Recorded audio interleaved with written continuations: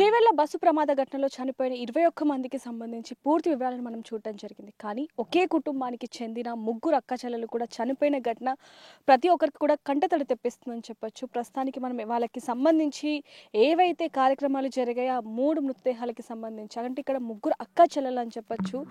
ఇద్దరు అక్కల్ని పైన ఒక చెల్లని కింద కూడా పెట్టినట్టుగా మనం చూస్తున్నాం. ఇప్పుడు వాళ్ళ పొలంలోనే వాళ్ళకి ఏవైతే ఇష్టమో అవన్నిటిని కూడా ఇక్కడ పెట్టిన విజువల్స్లో కూడా మనం చూడొచ్చు. అంటే ముగ్గురు అక్క చెల్లెలకి కూడా వాళ్ళు ఎంతో యాక్టివ్గా ఉంటారు చదువులో కానీ, లేకపోతే ఎక్స్ట్రా యాక్టివిటీస్, డ్యాన్స్, సింగింగ్ ఇలా అనేక విషయాలలో కూడా ముగ్గురు కూడా ఎంతో యాక్టివ్గా ఉంటారని చెప్పొచ్చు.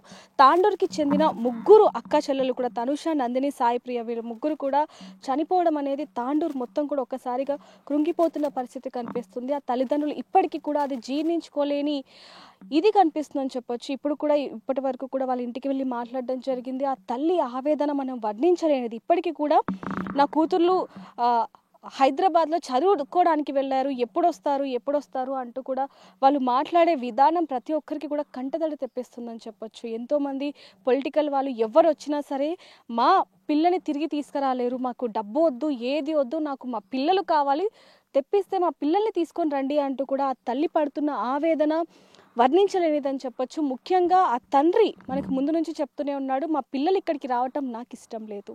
ఎందుకంటే 17వ తారీఖే మా పెద్ద కూతురు వివాహం అయింది. ఆ తర్వాత ఇక్కడ నుంచి వెళ్ళాక వాళ్ళు అనేక సార్లు నాతో ఫోన్లో మాట్లాడారు. కానీ నేను ఏదైతే పెళ్ళి ఉందో మా కజిన్కి సంబంధించిన పెళ్ళి అక్కడికి రావద్దు అని చెప్పి కూడా మా పిల్లలకి నేను పదే చెప్పాను అంటూ కూడా ఆ తండ్రి చెప్పాడు. కానీ తల్లి మాత్రం పిల్లలు వస్తే ఇల్లంతా కూడా ఎంత సందడిగా ఉంటుంది ఏంటనేది అదంతా కూడా ఊహించుకొని పిల్లలు వస్తే ఆనందంగా ఉంటుంది కదా అని చెప్పి తండ్రికి తెలియకుండా ఈ ముగ్గురు పిల్లల్ని అయితే పిలవటం జరిగింది.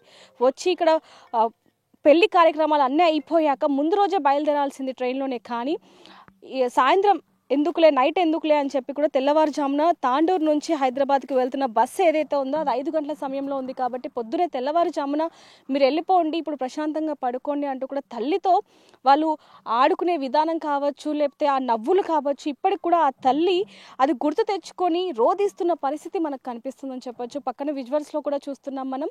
ముఖ్యంగా చూసుకుంటే నందినికి ఆర్ట్ వేయటం అనేది చాలా ఇష్టం. మ్యారేజ్ డేకి కానీ అంటే తల్లిదండ్రుల మ్యారేజ్ డేకి కావచ్చు, లేకపోతే ఫాదర్స్ డే, మదర్స్ డే ఇలా పుట్టినరోజులకి అనేక సందర్భాల్లో కూడా తన తల్లి ఫోటో, తండ్రి ఫోటో ఇలా అనేకంగా వేసింది అంటూ కూడా ఆ తల్లి రోధిస్తూ చెప్తున్న పరిస్థితి మనకు కనిపిస్తుంది. ప్రస్తుతానికైతే వాళ్ళ పొలంలోనే ఈ ముగ్గురు అక్క చెల్లెలకి సంబంధించి మృతదేహానికి కార్యక్రమాలు కూడా మనం చూడడం జరిగింది. ఒకవైపు నుంచి చూసుకుంటే ఆ రోజు వర్షం కూడా ఎంతలా పడింది అనేది మనకి ఇక్కడ కనిపిస్తుందని చెప్పొచ్చు ఒకసారిగా. ఎందుకంటే ఇంత పెద్ద ఘటనకి సంబంధించి ప్రకృతి కూడా రోధిస్తుందేమో అనే విధంగా మనం చూసామని చెప్పొచ్చు. ఇక్కడ చూస్తున్నాం మొత్తం రోడ్డు మొత్తం అంటే వచ్చే దారి ఏదైతే ఉందో వీళ్ళ ఇంటి దగ్గర నుంచి ఇక్కడికి దాదాపు 1/2 కిలోమీటర్ వరకు ఉంటుంది. అక్కడ వరకు కూడా పొలాల్లో నుంచి మొత్తం కూడా ఇదే పరిస్థితి. మనం ఇక్కడ చూడొచ్చు వర్షం ఎంత దారుణంగా పడిందో కూడా మనం గమనించవచ్చు. ఈ రోడ్డును చూస్తే, ఈ మట్టిని చూస్తే మనకు అర్థమైపోతూ ఉంది. ఇందులో నుంచి వచ్చి ఆ కార్యక్రమాలు చేయటం అనేది కూడా సామాన్య విషయం కాదని చెప్పొచ్చు. కానీ ఒక్కసారిగా ఇలాంటి ఘటన ఏ ఇంటికి కూడా రాకూడదు. ఆ తండ్రి ఆరోపిస్తుంది కూడా మనం చూస్తున్నాం. పగోళ్ళకి కూడా ఇలా రాకూడదు. అయ్యో దేవుడా, నా ముగ్గురు కూతుర్లని నువ్వు తీసుకెళ్ళిపోయావు. ముగ్గురు కూతుర్లని కాకుండా పోనీ వాళ్ళకి ఏదైనా చిన్న చిన్న గాయాలై లేకపోతే ఇంకేదైనా పోనీ ఒక్క కూతురు దక్కినా నాకు చాలు, ఆ 2 కూతుర్లని దానిలో చూసుకుంటాను అంటూ కూడా ఆ తండ్రి ఆరోపిస్తున్నది మాత్రం అసలు వర్ణించలేనిది.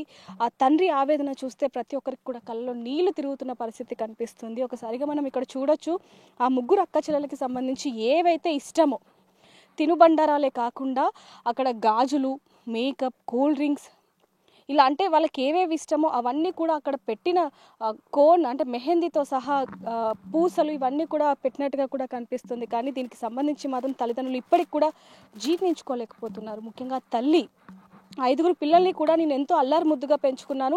ఇప్పుడు ఒక్కసారిగా 5లో 3 లేకపోవటం అనేది నేను అసలు తీసుకోను. నా దేవుడు నన్ను తీసుకెళ్ళినా పర్లేదు, కానీ నా పిల్లల్ని తీసుకెళ్ళిపోయారు. ఇంకా వాళ్ళకి అచ్చట ముచ్చట ఏది కూడా చేయలేదు. ఆ పిల్లలకి సంబంధించిన పెళ్ళి ఏ విధంగా చేయాలి అనేది కూడా మేము ముందుగానే అన్ని కొని పెట్టుకోవడం కావచ్చు, అన్నీ కూడా చేసుకున్నాం. అలాంటిది వాళ్ళ గుర్తుగా వాళ్ళే లేనప్పుడు వాళ్ళ గుర్తుగా ఇవ్వెందుకు అంటూ కూడా తల్లి పడుతున్న ఆవేదన కొంతమందికి కోపానికి తెప్పిస్తున్నప్పటికీ మరికొంతమందికి మాత్రం ఏడుపు ఆగట్లేదని చెప్పొచ్చు. ఎందుకంటే ఆ తల్లి రోదిస్తూ రోదిస్తూ తనకేమన్నా అయితే ఏంటి పరిస్థితి అంటూ కూడా ఊరి జనాలు తనకి ఎంతో ధైర్యం చెప్తున్నా కూడా ఒక తల్లి, తన నవమాసాలు మోసిన తల్లి తన పిల్లల్ని కోల్పోవటం అనేది చిన్న విషయం కాదు.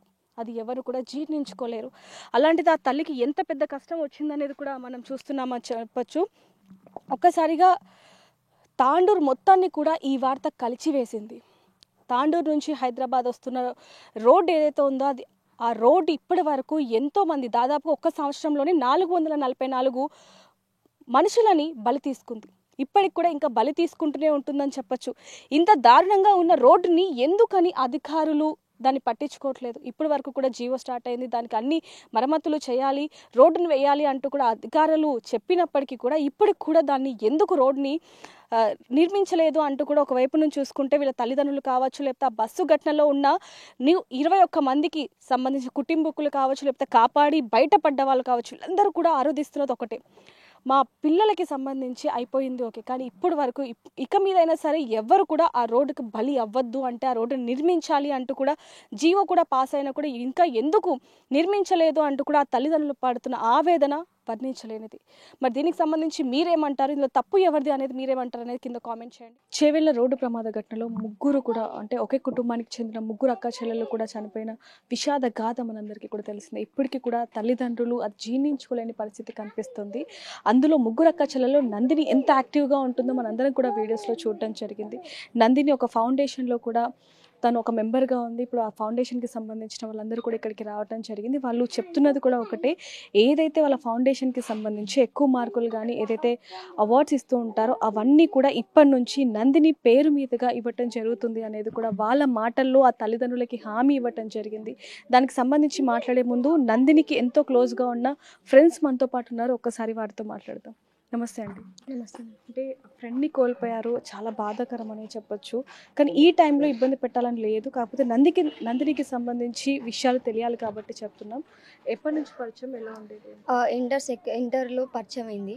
మా ఫౌండేషన్ ద్వారా చాలా స్ట్రాంగ్ అయింది మా బాండ్. ఓకే, ఎలా ఉండేది? చాలా యాక్టివ్గా ఉండేది, అందరితో కలిసిమెలిసి ఉండేది, ఎవ్వరికి ఇబ్బంది పెట్టేది కాకుండా. చదువులో కూడా ఫస్ట్ ఉండే, అన్నిట్లో మంచి చదువుతుండే. ఎవరైనా కానీ ఇప్పుడు ఎవరైనా డల్లుగా ఉన్నా సరే అందరిని యాక్టివ్గా చేసి అందరితో మంచిగా మాట్లాడుతుండే. అంటే ఏమైనా చెప్పేదా దేని గురించి? అట్లా ఏం చెప్పేది, చాలా మంచి మనసు తంది, ఎవరికి ఇబ్బంది పెట్టేది కాకుండే, తన పని తను సైలెంట్గా చేసుకుంటుండే, అది వెళ్ళిపోతుండే. అంటే లాస్ట్ టైం ఎప్పుడు మాట్లాడింది? Last time August orientation program ఉండే మాకు బంజారా హిల్స్లో, అదే మా లాస్ట్ మీట్. అందరు పడుకున్నారు నైట్ బస్లో, తను అందరికీ స్టోరీస్ చెప్తుండే, డోరా బుజ్జి మ్యాప్, మనం నెక్స్ట్ ఎక్కడికి వెళ్ళాలి అది ఇది అని చెప్తుండే.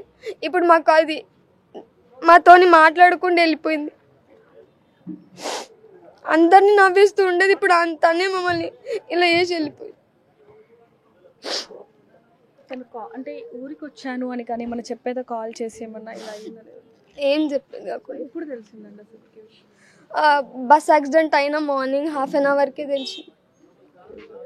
సో మీరు కూడా నందినికి చాలా క్లోజ్గా ఉండేవాళ్ళు, ఎలా ఉండేది? చాలా ఫ్రెండ్లీగా మంచిగా ఉండేది. ఎప్పుడు తెలిసింది? నేను ఆ రోజు కాలేజ్కి వెళ్ళి లంచ్కి వచ్చినప్పుడు తెలిసింది. ఏమైనా మాట్లాడేది, చెప్పేది, యాక్టివ్గా ఉండటం మంచిగా ఉండేది. సో ఈ ఫౌండేషన్కి సంబంధించి ఇప్పుడు మనతో కూడా మాట్లాడడానికి ముఖ్యమైన వ్యక్తులు ఉన్నారని చెప్పొచ్చు.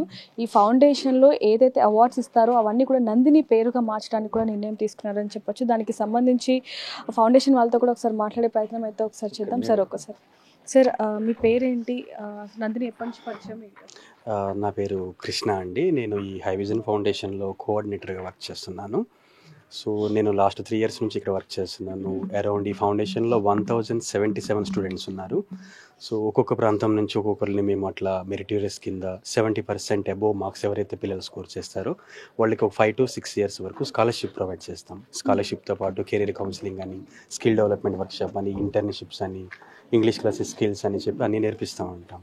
సో ఈ రీసెంట్గా జరిగిన ఈ చేవెళ్ళ రోడ్డు ప్రమాదంలో నందిని అనే పాప కూడా కోల్పోవడం అనేది మాకు చాలా బాధాకరంగా అనిపించింది. ఎందుకంటే పాప ఫస్ట్ ఇయర్లో ఉన్నప్పుడు దాదాపుగా మండల టాపర్గా వచ్చింది.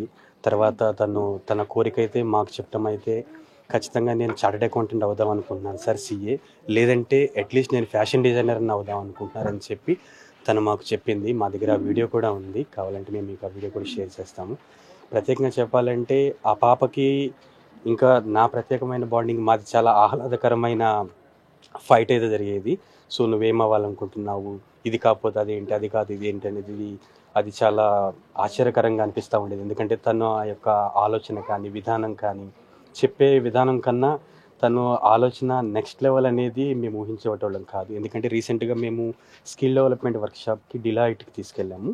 సో డిలైట్కి వెళ్ళినప్పుడు కూడా తన మనసులో మాట చాలా చెప్పింది. ఇలాంటి ప్రత్యేకమైన విషయాలు అనేవి నేను చూసుకుంటా ఉంటానని చెప్తా ఉండేది. తన కెరియర్ కోసం తను ఇప్పటి నుంచే బిల్డ్ చేసుకున్న విషయం అనేది చాలా ఆశ్చర్యంగా అనిపించింది. కానీ ఊహించని ఈ పరిణామం అనేది మేము అసలు షాక్కి గురయ్యాము. మా ఫౌండేషన్ నుంచి కూడా చాలా ఆశ్చర్యకరంగా అనిపించింది నాకు ఇవన్నీ. సో అందువల్ల మేము మా ఫౌండేషన్ తరఫు నుంచి మా కండోలెన్సెస్, మా ప్రగాఢ సానుభూతి తెలియజేయడానికి కూడా మేము అక్కడి నుంచి వచ్చాము.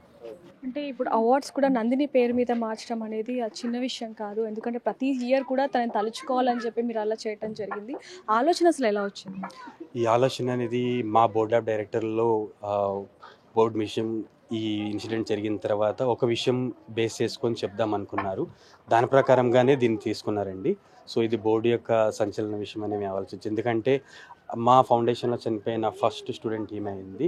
సో ఇలాంటి జరగకూడదని మేము అనుకున్నాం. కానీ తన మెమరీ అనేది మాతో ఉండాలి, ఇలాంటి బ్రేవ్ స్టూడెంట్ మాకు ఇంకా ముందు ముందు ఆమె యొక్క మెమరీస్ మాకు అనుభవించాలంటే ఆమెతో మాతో ఉండాలనుకుంటే ఇలాంటి యాక్టివిటీని మేము ముందు ఫాలోఅప్ తీసుకుందామని ఆశిస్తున్నాం. చాలా యాక్టివ్గా ఉండేది. తను ఇక్కడికి ఊరికి వచ్చేటప్పుడు మీకు ఏమైనా ఇన్ఫార్మ్ చేసిందా, కాల్ చేసి చెప్పడం కానీ, లేకపోతే మళ్ళీ నెక్స్ట్ డే వస్తున్నానని? యూజువల్లీ ఆమె రీసెంట్గా డిగ్రీకి కోటిలో జాయిన్ అయిందండి. కోటిలో జాయిన్ అయిన తర్వాత ఎవ్రీ ఇయర్ మేము పిల్లలకి స్కాలర్షిప్ అనేది నవంబర్ లేదా డిసెంబర్ టైంలో డిస్ట్రిబ్యూట్ చేస్తాము.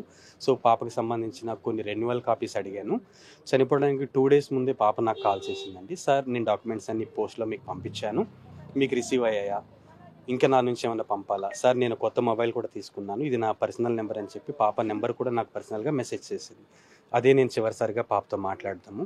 నేను హైదరాబాద్ వచ్చిన తర్వాత నేను ఒకసారి మిమ్మల్ని కలుస్తాను సార్ అని అంది. కానీ ఇలా జరగటం అనేది నేను ఊహించిన అయితే అనిపిస్తుంది.